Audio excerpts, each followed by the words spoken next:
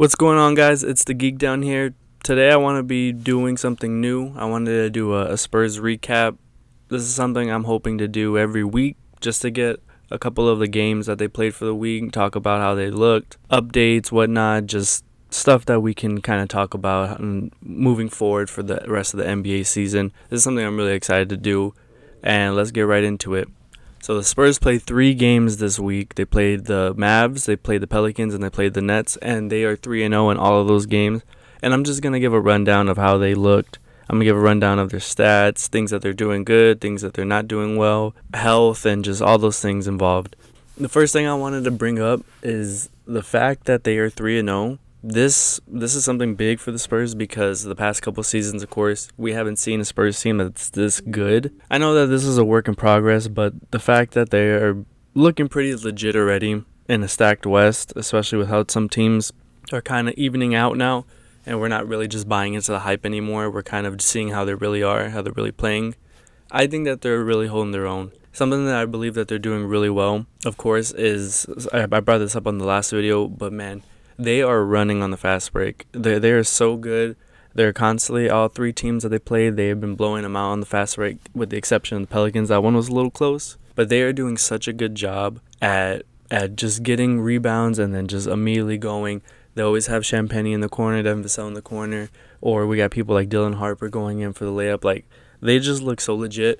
And that's another thing I wanted to mention. They are top 3 teams in rebounding. They're over 50 rebounds per game. And I think, of course, that's going to, like I said, that's going to level out. But the fact that they're already doing this now is such a good thing, especially with how they were last year, not having really any other size outside of Wemby. This is a really big upgrade. And, of course, they played without Luke Cornett on Sunday. So hopefully we get to keep our rebounding averages at the same level because that will really make them like a unique team. Of course, when you have the teams like Rockets, it's hard to match that kind of size and tenacity, but I think the Spurs can do it. Another thing I wanted to talk about is they're not really hitting their free throws, and that kind of concerns me. When you look at someone like Wemby, I mean, maybe it's because he's tired, but he wasn't hitting all his free throws. You look at Castle, he's taking a lot of free throws, but he's not necessarily hitting a lot. That's a bit concerning. Again, with a 3-game sample size, you can't make too much of it. What I wanted to do with this recap really is just discuss the games, and later on it'll get a little easy when it comes to how we weigh out the problems versus overreacting. Like right now, we can overreact about the free throws because there's only 3 games. Maybe in 15 games, we'll see how much of an issue it can be. But right now, it's a bit of overreaction. And Castle, another thing about him, I really liked how he's been looking, but he has been turnover prone, and it's been real bad.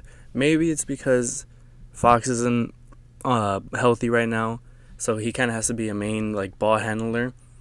And of course, he wants to play point guard, but he really is more of a natural shooting guard because we're seeing right now, his playmaking skills, they're not limited, but he's a bit more of a risk taker. He's a bit more reckless with the ball. But I still think he's doing a phenomenal job. I just wanted to point that out. Another good thing that I wanted to mention was the chemistry, man. This team chemistry has been looking real solid. I mean, everyone brings it every game. They look like they're ready. They look like they're aggressive. They're always looking out for each other. They're always looking for the better pass, for the better play, the better shot.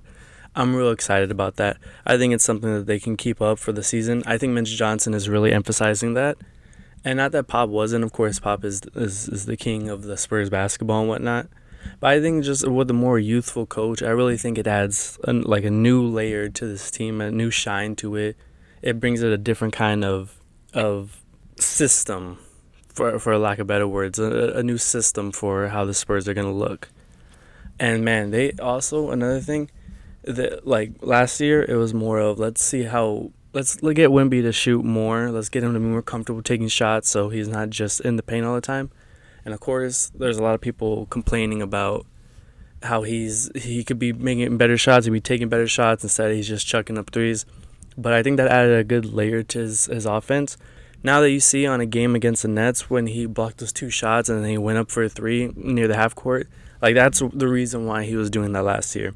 And now I think that this year they are just letting him run free. And like I mentioned with the team chemistry, he is just taking so many different shots. Like, there's nowhere on the court that I don't feel comfortable with him taking a shot. But he is such a post finisher already. Of course, that's a given. But he's also a great post playmaker. I mean, a lot of times when he's posting up, a lot of times when he's looking for the layup, he's just so much taller than everybody that he can just see the, like, another thing that the Spurs are doing great is that they're cutting so well. And that goes in part with what I'm saying is, like, he's just looking for the open man who's cutting, but everyone knows how to move. No one's stagnant on this team. You know, you got Champagny, who's more of your corner specialist. It's okay if he's in the corner. But you got so many other players who, like, Devin Vassell's constantly moving around. Dylan Harper is moving around. Kellen Johnson is constantly in the paint. And, man, that's one thing I want to talk about, the recap. I think, of course, Wemby's player of the week. But, man, Kellen Johnson's so underrated. I know he was in trade talks, and I think it was uncalled for. Of course, even, everyone was expressing that. But, man, he is like a Hall of Fame putback god. This man is constantly in the paint getting those rebounds and putting those shots back up. It's such an underrated part of his game. And I think he brings that physicality every time. Another thing I wanted to bring up was I'm a little concerned about the Spurs threes because when Fox and Sohan come back, they're not really your 3-point shooters, And when you bring those two back, then the minutes start getting shorter for everyone else. Harrison Barnes gets less minutes. Champagny gets less minutes. Hopefully Carter Bryant can still carve out a role in this team. Dylan Harper, his minutes may stay the same or they may get less, who knows. But where is the shooting going to come from? Because right now, in this moment, they're ranked 20th in three-pointers made. And that's not really their MO. Maybe again, it's a small sample size, so who knows if they change it up. But right now, I'd like to see them take a little bit more threes, just be more comfortable with it.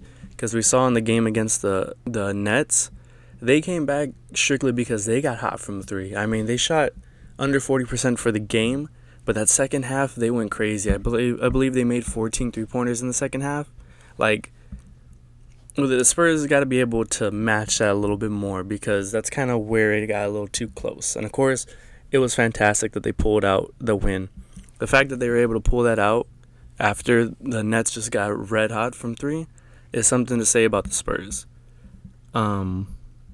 Yeah, I mean, that's all I really wanted to talk about. The win against the Pelicans was also real strong because they lost Wemby basically at the start of overtime with him fouling out.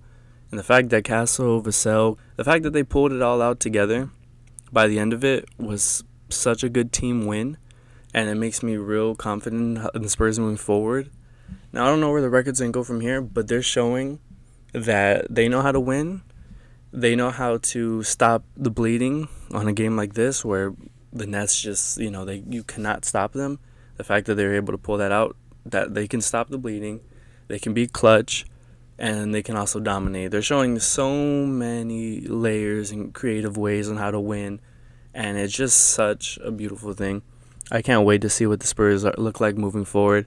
That's all I really want to talk about. They play the Raptors tonight. I'm, of course, going to be real excited to see what they do. And I'll see y'all next time. Leave a like, subscribe, and we'll see what they do. Peace.